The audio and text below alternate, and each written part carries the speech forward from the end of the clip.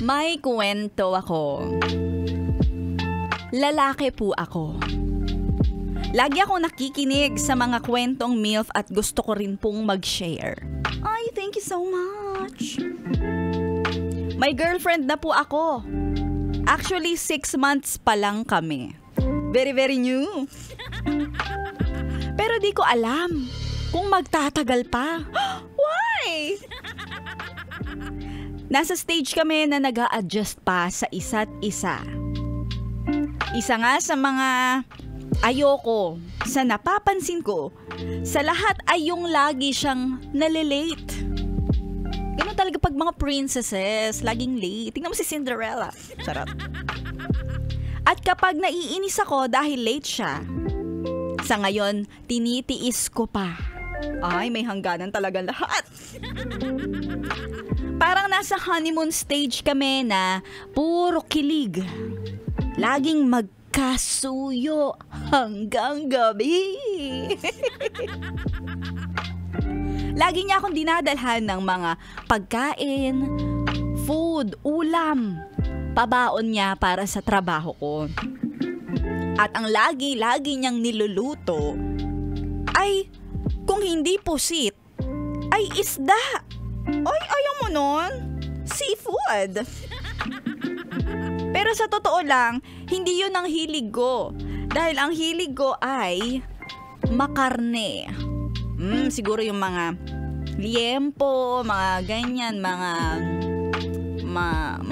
baka, steak, ganun. Yaman.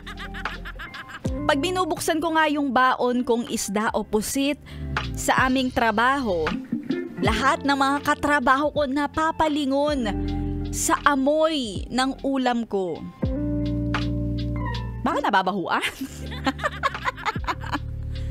Gusto ko naman talaga yung effort na ginagawa ng girlfriend ko. Yung mga pagpapabaon niya, yung kaswitan niya. Kaso minsan ang hirap i-real talk. Dahil pakiramdam ko ay sensitive siya. One time ay dinala ko siya sa opisina. Tapos ipinakilala ko sa mga katrabaho ko. May isa akong katrabaho na medyo matabil ang dila. Sinabi ng katrabaho ko, siya pala yung girlfriend mo. Yung laging pinapabaunan ka ng adobong pusit o kung hindi adobong pusit, isda. Siya yorn. Ay nako, alam na alam namin. Lagi yung baon ng jowa mo. Amoy pa lang. Pero ayun, sure masarap naman yorn.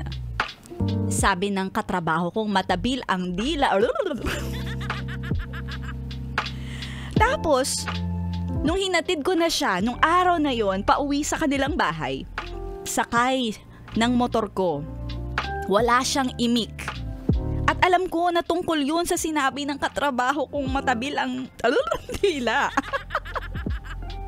Padabog siya na bumaba sa motor. Bumaba din ako at inayos ko lang yung motor ko sa may gate para naman makapag-usap kami.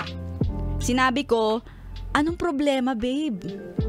Tapos doon na siya nagsimulang magbagsak ng mga gamit.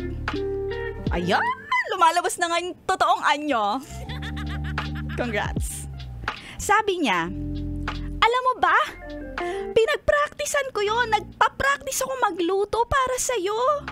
Kahit maganda late na ako sa trabaho ko, tapos ganun lang ang maririnig ko. Sinabi ko na lang, babe, hindi ko naman hawak yung utak ng mga katrabaho ko. Opinion niya yon, hindi naman natin yun siya masisisi. Kumalma ka. Hindi kumakalma. Pataasan kami ng boses. Bukas na tayo mag-usap. Mag-aaway lang tayo, kaya sige na, umuwi ka na. Sabi ni girlfriend. At sa sobrang galit ni girlfriend, nawala sa isip niya na yung motor ko ay nasa gilid lang ng gate nila. Kaya bigla niyang binuksan yung gate dahil lalabas daw siya. At narinig ko na lang ang tunog ng malakas nabagsak. Yung motor ko! Lumagabog, naku. Pagkakita ko ay bumagsak nga yung motor ko. Medyo nawasak yung gilid. Si girlfriend, nahimasmasan at sorry ng sorry. Well, the damage has been done. Ang saklap. Sa inis ko sa girlfriend ko, hindi ko siya kinibo at humarurot na ako paalis sa kanila. Nagchat-chat siya sa akin na sorry pero medyo mabigat pa rin talaga sa akin na kausapin siya. Ingat na ingat ako sa motor ko tapos ibabagsak niya lang ng ganon-ganon. Mahalaga siya sa akin pero kapag ganyan nagalit siya ay wag naman siyang mandadamay ng motor ng may motor.